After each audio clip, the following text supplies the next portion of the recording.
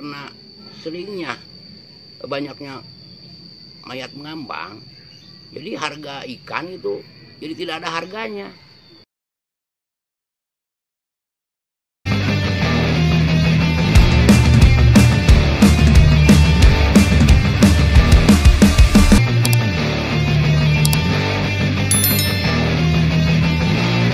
Assalamualaikum warahmatullahi wabarakatuh. Selamat bertemu kembali dengan saya, Baraya Ustadz Solihin semua. Pada kesempatan ini saya akan membahas tentang Petrus, penembakan misterius yang merupakan kasus yang terjadi antara sekitar tahun 1982 sampai dengan tahun 1985. Pada masa Orde Baru. Peristiwa ini termasuk dalam golongan kasus pelanggaran hak asasi manusia karena telah mengadili seseorang tanpa melalui proses hukum, jadi tanpa persidangan. Lalu mengapa hal ini terjadi?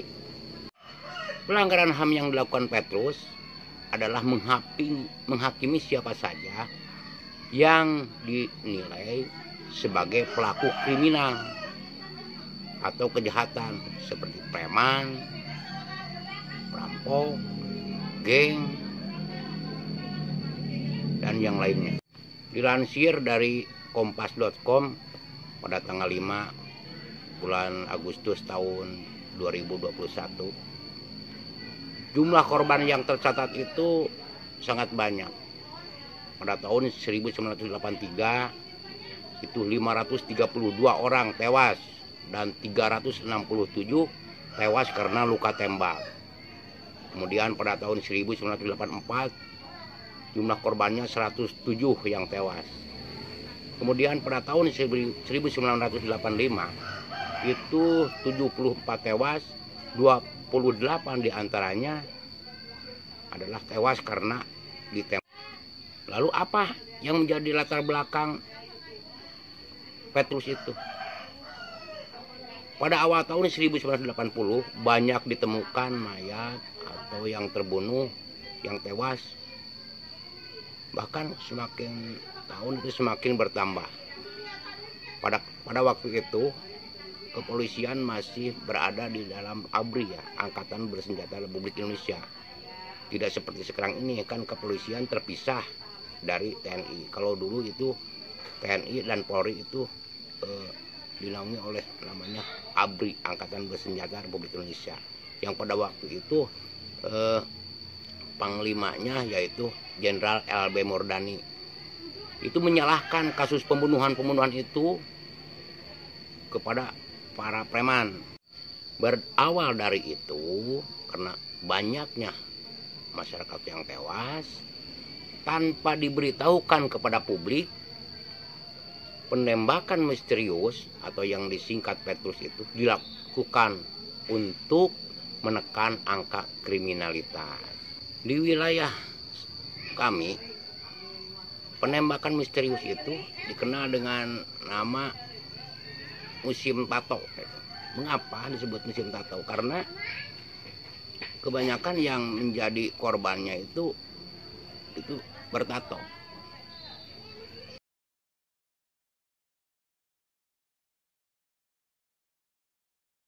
Salah satu tempat pembuangan korban tewas oleh Petrus itu Sungai Citarum. Kebetulan daerah kami itu termasuk di lintasan alur Sungai Citarum dan jadi hulu Waduk Jatiluhur. Makanya banyak korban Petrus yang mengambang di wilayah kami. Mungkin itu dibuangnya itu bisa di jembatan Bayabang yang berada di antara Cipendei Kabupaten Bandung dan Cikalong Kulon Cianjur.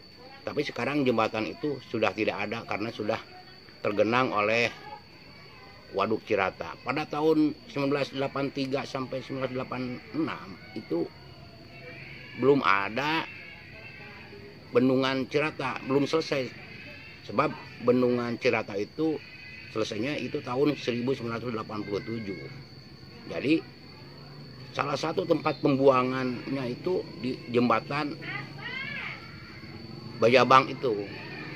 Nah, karena Sungai Citarum itu deras, jadi si mayatnya itu ke bawah ke Bendungan Jatiluhur.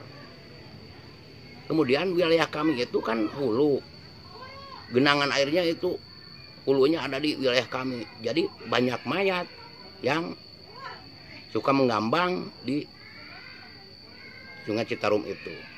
Dan kebanyakan karena bertato, ya makanya jadi disebutnya musim tato. Kita sebagai masyarakat di sana itu kalau melihat mayat mengambang itu, kita kuburkan bersama-sama. Karena tidak seperti sekarang ini, kalau ada mayat yang mengambang di Citarum itu pasti dibawa dulu ke rumah sakit, kemudian diotopsi, dicari keluarganya. Kalau pada waktu itu tidak, kita kuburkan saja langsung di sana, tidak pakai apa dan tidak tahu siapa dia.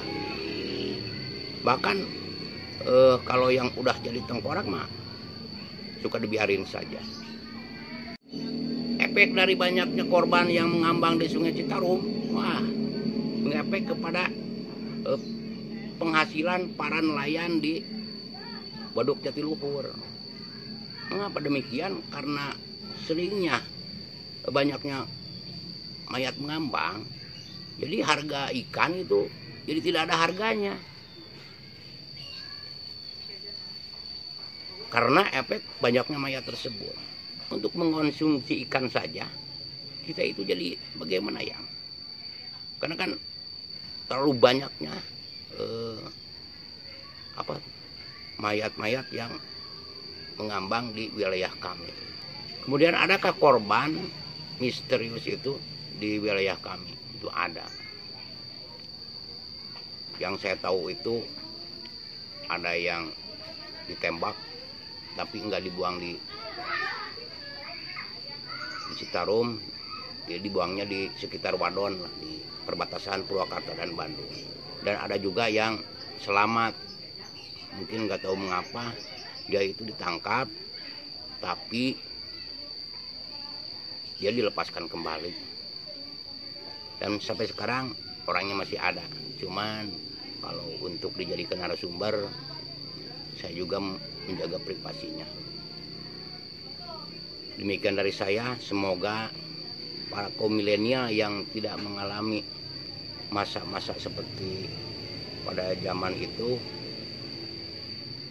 minimal tahu saja bahwa pada waktu dulu itu ada kejahatan kemanusiaan, pelanggaran hak asasi manusia karena orang dibunuh tanpa diadili dulu. Demikian dari saya. Wassalamualaikum warahmatullahi wabarakatuh.